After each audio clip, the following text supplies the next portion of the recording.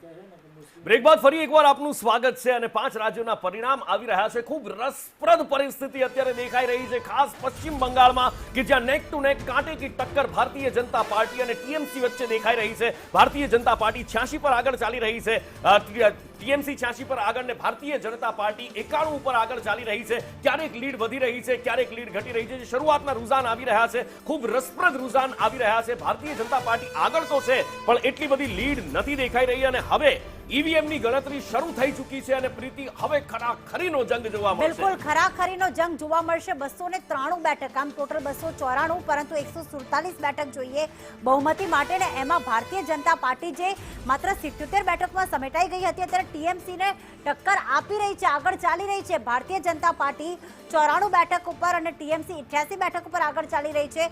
આ વખતની ચૂંટણી બિલકુલ આપણે જે બ્રેકમાં પણ પહેલા વાત કરતા હતા નુપુર કે હિંસા એટલી નથી જોવા મળતી જે 2021 ની સરખામણી હતી, પરંતુ 2021 ની સરખામણી કરીએ તો ભારતીય જનતા પાર્ટી શરૂઆતી વલણમાં જે આંકડા બદલાઈ રહ્યા છે, સતત અત્યારે ટીએમસીના આંકડા આગળ વધી રહ્યા છે, પણ સાથે સાથે ભારતીય જનતા પાર્ટી 98 બેઠક ઉપર 10 બેઠકોનો ગેપ અત્યારે જોવા મળી રહ્યું છે।